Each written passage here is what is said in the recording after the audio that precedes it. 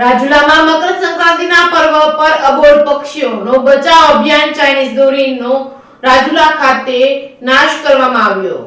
રાજુલાના અબોલ પક્ષીઓને બચાવ અભિયાન અંતર્ગત નેશનલ ક્લબ દ્વારા વિપુલભાઈ લેરી તથા ચિરાગબી જોશીની ટીમ દ્વારા શહેરમાં ચાઇનીઝ દોરી એકઠી કરીને તેની ટીમ તેમજ બાળકો તેમજ વિદ્યાર્થીઓ સહિત ભેગા મળીને જાગૃતિ લાવવા અભિયાન રાજુલામાં કરવામાં આવ્યું હતું, જેમાં ચિરાગબી જોશી, વિપુલભાઈ લેરી, અશોકભાઈ સાકટ, કેતનભાઈ દવે, જશુભાઈ દવે, બાળકો તેમજ વિદ્યાર્થીઓ સહિત જોડાયા હતા। મારુતિધામ મંદિરના મહંત ભાવેશ બાપુ ગોંડલિયા તથા નાગરિક બેંકના પ્રમુખ મહેન્દ્રભાઈ દ્વારા તેમની ટીમની કામગીરીને બિરદાવ્યું હતું। પક્ષીઓના પગમાં ભરાતી દોરી તથા પશુધન ઘાસ સાથે ખાઈ જતા અટકાવવાના પ્રયાસોના ભાગરૂપે અભિયાન ચલાવવામાં આવી રહ્યું છે। રાજુલાના પૂર્વ પ્રમુખ નગરપાલિકાના ચિરાગબી જોશીએ જણાવ્યું હતું કે ચાઇનીઝ દોરી ન વાપરવા તથા મકર સંક્રાંતિ પૂર્ણ થયા પછી શહેરમાંથી દોરીઓ, થાંભલા તેમજ રસ્તામાં ગાય ઘાસમાંથી દોરીઓ એકઠી કરી જાગૃતિના ભાગરૂપે જેમત ઉઠાવી હતી।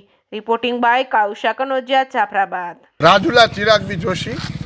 મકર સંક્રાંતિ પર્વ ગઈકાલે ગયો અને આજે અમે બધા ટીમ નેચર ક્લબ અને બધા લોકો સાથે મળી અને આખા રાજુલા શહેરના વોર્ડ વાઇઝ જે પતંગના દોરા હોય, ચાઇનીઝ દોરા હોય એ અમે બધા ભેગા કર્યા હતા।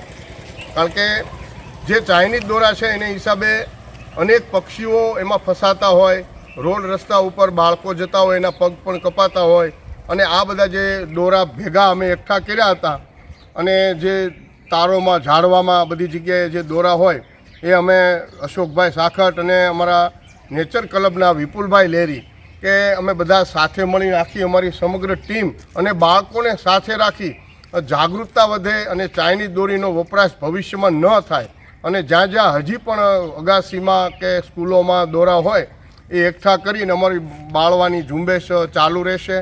અનેક જગ્યાએ કરુણા અભિયાનને પક્ષી બચાવો અભિયાન ચાલી રહ્યા છે, એમાં અમે આ જહેમત કરી અને એક લોક જાગૃતિના ભાગરૂપે ચાઇનીઝ દોરી ન વપરાય અને દરેક જગ્યાએથી દોરી એકઠી કરવાનું કાર્ય અમે રાજુલા ખાતે વિવિધ શહેરીઓમાં, મંદિરોમાં બધી જગ્યાએ કર્યું હતું। જય હિન્દ, જય ભારત।